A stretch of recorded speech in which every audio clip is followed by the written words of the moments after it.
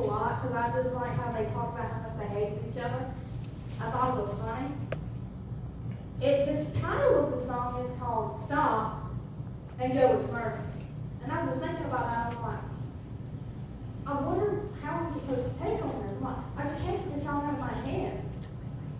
So as Christians, we should be able to, as a reflection of Christ, stop and go with mercy towards our brothers and sisters. Amen. If you would bow your heads and pray with me this morning. Dear Heavenly Father, we just thank you for this opportunity to gather in your house this morning. We just pray that you would know the message, you would open each individual's heart and their mind and their ears to hear the word of Jesus. Amen. If you would turn with me or look on the screen to Colossians 3:13. And Colossians 3:13 says, forbearing one another and forgiving one another, if any man have a quarrel against any, even as Christ forgave you, so also do ye. Now, I could stop right there because that alone could preach in itself. Believe me, it's definitely my own faith. But I'm not going to stop. So we've all come, or we really should have experienced our Heavenly Father's forgiveness. But as Christians, we should also be able to give that same forgiveness to other people. Now, whether you like the person that wronged you, that's none of my business. And it doesn't really matter. We're called to be those who forgive. Because as reflections of Christ, well, that's basically what he came to do, was forgive. So yes, we should spread his love, and his joy, and his peace, but we have a lot of problems spreading his forgiveness. Some of y'all should have said amen a little louder on that. But in Matthew chapter 18, verse 21 and 22, this is the verse that kind of stuck me as a kid, because I was like, why should you only forgive somebody 490 times? Or, why should you forgive somebody that many times? What if I don't want to? Well, it's kind of like that meme we see on Facebook, is where God says this thing, and then we say, but what if? And then God says, but did I stutter? Well, the answer is no. God did not stutter when he said, you are going to forgive your brother or your sister this many times. But he didn't mean it literally. If we were to keep tally of 490 things that each individual person in our lives did to us that we didn't like, or we didn't agree with, or maybe it hurt our feelings, or maybe it hurt somebody that we love, or we just didn't like it. We just didn't like it. Then we be keeping a lot of notebooks in our room with all the people in our lives, past and present, that maybe we even really love, but they hurt us. They did something we didn't like. Now, on the flip side, we think that, if somebody apologizes, we have to forgive them. When you don't, but you should. Because bitterness takes root the moment you choose not to forgive. It's not this thing where it takes 20 years to build. 20 years, well, that's a lot of building of bitterness. I can tell you that. We hear stories of people who have talked to each other for 30 years, and see each other in the grocery store, and walk the other way and yeah, we're not supposed to be those people. Yes, we are. And that's not okay. It's not. You can tell your brother and sister, well, it's okay. I think it's not okay. You need to tell them. But if you are the person who had a problem forgiving somebody, even if they have apologized, well, I hate to say it, but you're probably wrong. But bitterness, like I said, it doesn't take 20 years to take root. Bitterness takes root the moment you choose not to forgive somebody. But when often the bitterness hurts the other person, bitterness hurts the person who chooses not to forgive. It's probably one of the most quoted sentences I have seen on Facebook, probably within the last 6 months to a year. That bitterness only hurts the person who chooses not to forgive. And whether the other person is sorry, that's not really something that altogether matters. But Jesus said to forgive those basically a countless number of times. Because after so many things that people have said or done to us, we quit counting. And we don't really care anymore. We just know that after so long, we keep counting, or we quit counting, and we forgive them. But another problem we have is we kind of almost like the story of Jacob and Esau. We've heard it a lot. Esau trades his birthright for a bowl of soup, then he gets mad, he's angry at his brother. But then, there's a whole lot of time in between this. But then, they finally reunite later on. And Jacob is probably scared to death, saying, oh, my brother's going to kill me. But, it's kind of like a plot twist. Esau, he didn't harbor bitterness in his heart. Well, maybe at first he did. We don't know. He probably was very angry. Man, I traded my birthright for a bowl of soup. That was not smart. Well, I agree it wasn't smart. But I traded it to my younger brother. I'm the oldest. That's mine. Well, Esau, instead of harboring that bitterness and breaking an army, kill his brother, and take everything he had, I want y'all to take a guess at what Esau did. Well, he didn't have an axe, he didn't have a spear, he didn't have a sword, he didn't even have a slingshot. He didn't even have his fist ball. You know what he did? He ran and hugged his brother. Amen. And Jacob probably would have apologized 20,000 times if Esau was angry. But Esau forgave his brother. And we have a problem with that. But another thing we have a problem with is forgiving those who don't apologize. We think, well, if they don't apologize, then what's there to forgive? Well, they still hurt you. You can't erase it. It still goes back to that same chapter in Matthew, chapter 18. But it's right after verse 22. It's actually, I call it the parable of the forgiven, unforgiving servant. See, the servant had debt. And the servant was forgiven. But then the servant who had people who were indebted to him, they asked for mercy. They asked, can we just have just a little bit more time? We'll put in the extra work. But the servant chose to be unforgiving. See, a lot of times we do that too. We either say, well, they're not sorry, being apathetic, they just don't care. Which is a follow too. But that's probably we choose to not forgive those who are apathetic, who don't care. Or the people who are too prideful to apologize. Or those who, no matter what you tell them or anybody else tells them, they don't think that their actions are wrong. And that's sad. There are going to be those people out there who they post something on social media that you didn't like. You put an angry reaction on it because you didn't like it and you just tried to prove a point. But the Bible also says that vengeance is the Lord's. So we don't need to be trying to get revenge on people. We need to forgive and move on. Amen. We have problems. Amen. A lot of times, we harbor that bitterness in our hearts. We don't forgive and forget what we want to. But Jesus actually forgave a lot of people who didn't apologize. That's right. Come on, he did. He chose to forgive the soldiers that beat him and hung him on the cross. That's right. I'll tell you right now, I would. Why would I forgive you for basically taking my life? But Jesus said, I come for a purpose, and my purpose is to show you mercy and forgiveness. Right. My purpose is to love you. That's right. To show you that in me there is a better life. Amen. But that life means being a person. That's That life means rising above everything else as he did and forgiving those who hurt you even though they don't apologize. Did you know he even forgave Judas for betraying him? right. He forgave somebody who walked with him and talked with him and followed him and traded him for, 30 pieces of silver? We think, I would never do that. Everything has a price. Sadly. Judas had a price of 30 pieces of silver. But Jesus forgave him anyways. And there's something to be said for every one of us who chooses to forgive somebody who never apologized or who wasn't sorry. It's a hard thing to do because bitterness is a very, very toxic thing. And it grows fast.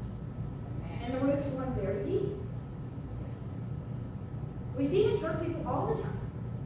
Well, I don't work with so-and-so because she did something to me 25 years ago and I just don't like her anymore. I mean, come on. Don't tell me you haven't heard it. Well, I don't sit under this preacher at this church anymore, so I want to go to Sunday school because I don't like what he said to me 15 years ago. Well, I don't go to this church anymore because, well, they just chose to let him be the lead guitar player instead of me, and I'm better than he is, and I just don't like it, so I go to this church now.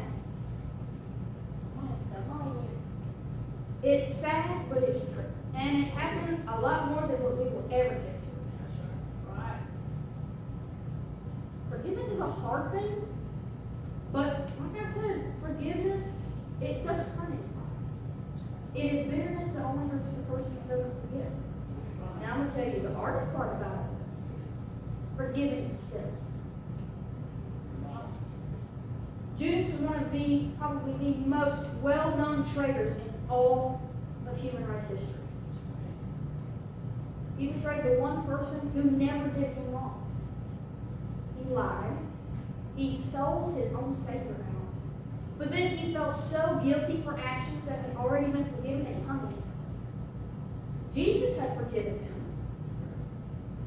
But Judas had failed to forgive himself. Did you know that we can actually put ourselves in bondage? It's not necessarily even Satan. Come on. We often hear the quote that we are our own worst enemies. Well, guess what? As Christians, that still applies. We can put, this cape of shame and guilt, and I'll never be good enough, I'll never recover. No matter how much I try to move on, my past will always follow me. Okay, number one, each one of those things is a lie. I'm sure I could pull hundreds of examples, not just from the Bible, but from, even people outside the church. They had to forgive themselves and move on from life. Maybe I messed up, but I'm not that person anymore. See, Judas could have moved on with his life and said, I wronged Jesus, but I'm not going to be that person. Judas could have said, well, Jesus forgave me, so I'm okay. But he said, look at what I did. It could have been years down the road, and Judas would have still been dwelling on that same thing. I'm the one, he could have said, I'm the one that got Jesus on that cross. He chose to keep the guilt of not forgiving himself. And that's ultimately what led to him. Now, whether you choose, to end it all like that,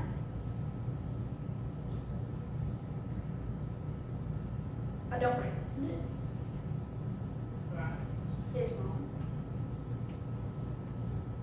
And there is a better way. It's called forgiveness. Not just from Jesus, but from yourself. Understanding that, yes, you messed up. But what about Acts verse 23, chapter 8? What about Romans 8, 1 through 2? Therefore, those who are in Christ, there is no condemnation. So, really, Judas didn't have a reason to keep, beating himself over the head with the same mistake every single minute of every single hour of every single day of his life. The only person, really, who could have hung that over his head was Jesus, and Jesus chose to forgive him. Amen. So, why did Judas have such a hard time forgiving himself? Well, because Judas, he probably didn't think that he was worthy of forgiveness. Well, I have news for all of y'all. None of you are worthy of forgiveness. Not me, not the pastor, not the people up here doing music, not the little children running around. None of us. I think sometimes we compare ourselves, I was just a little bit better. If I was like so-and-so, if I would have, done better like him, or if I would have had, a cleaner record like this person, maybe it'd be easier for me to move on. No, I'm sure there are things that they have problems forgiving themselves for too. We all have those little things, or maybe those big things, that we hold against ourselves, and they will slowly eat at us over time. It won't be a rapid death, it will be slow and painful. And it will be self-inflicted. So forgiving yourself is very important. Whether you choose to do so, that's completely up to you. But bitterness doesn't just form against other people. You can become resentful to yourself. Amen. You can look in the mirror every single day and choose to say, why did you do that? Why can you not, almost in a way, get over yourself?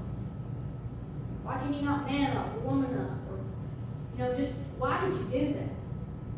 Maybe it was some stupid thing you did back in middle school where you punched a kid in the face because he stole your lunch money. Now, it wasn't right.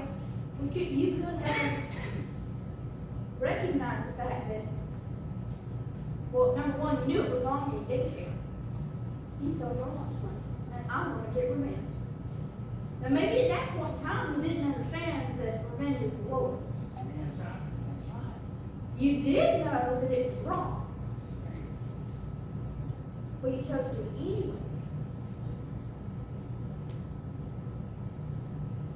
But if Jesus can forgive you of it, and he was perfect, why can't you forgive yourself? Amen. I mean, if Adam and Eve were created perfect, and hey, they still messed up. I'm sure at some point or another, they have to say, we messed up and we're sorry, and we just can't deal with hanging this over our heads anymore. We're going to forget about it and move on. Why is it so hard for us to do that too? Well, I'll tell you, because if I see this in a lot of Christians, we think that if Jesus was perfect, we have to be perfect too. We think if we messed up, oh, we don't backslid, we got to get the altar again on Sunday. Don't think I understand that. Almost like you have to be perfect, you have to think right all the time, you have to say everything right all the time, and it's not going to happen. Just accept it now, it's not going to happen. But you try to live by what God has called you to. And you ask for forgiveness along the way when you mess up. That's how it works. That's what forgiveness is. But we forget that. Or we choose not to remember. That's the thing. Forgiveness is ultimately a choice. Not just accepting His forgiveness, but forgiving others who either have or have not apologized, and then forgiving yourself. Amen. Forgiveness is ultimately a choice. Now, whether it's easy for you to forgive, or whether it's hard, it's still a choice. Amen. It's like when I was in high school. I could choose to do my math work. No, I didn't like it. Yes, it was hard, and I didn't understand it half the time. But it was a choice I had to make. Okay, do I want to graduate high school, or do I want to drop out and just be mediocre? See, some of us think we're being a bigger person by harboring on this bitterness and telling everybody how wrong they were, and gossiping, and keeping them from progressing forward. But it really only keeps you from moving forward. And we don't think about that. We think, like, I can just spread enough dirt about this person that would never be able to recover. When really you're damaging your own reputation. You're establishing yourself as a gossiper. Probably as a liar. Because I'm sure if we gossip about people, we'll probably embellish it. I mean, bending the truth as we tell our parents, well, I did this, but I didn't tell you about this. I just bent the truth a little bit. Lying by omission. 100% confess everything. Forgiveness is ultimately a choice. Hard for some, easy for some, it doesn't matter. Forgiveness is a choice. And if we are going to call ourselves Christians, then we need to understand that forgiving others is kind of a part of life. Every day is kind of like what Paul said, I die daily. Now, if you have to wake up and forgive yourself daily, because it has to become a daily habit in order for you to just finally let it go, sometimes you gotta start small. You know, it's like reading the Bible. If you only read one chapter every single day, you start small. My best friend's son, he started off reading the Bible the last school year, a few chapters a day. By about November or December, he could read a whole book in the New Testament in a day. I think he read all of Paul's epistles in like 2 days. He started small and then worked his way up. I mean, if you want to forgive people, it doesn't work like that, though. You can't start small. That's the thing about it. Forgiveness doesn't come in a package with which you want it. You don't get to start small. Jesus didn't get to start small with forgiveness. He gave up his own life for it. So not only are we called to forgive others, not only are we called to accept his forgiveness, we're called to forgive ourselves also. Not just the starting small things, the little itty things that you did, but also the big things that you think could have, potentially really messed up a lot of things for you. And as Christians, forgiving ourselves honestly should be easier than what we think. Because if the creator of the universe can forgive us, why should some imperfect person like me have problems forgiving myself?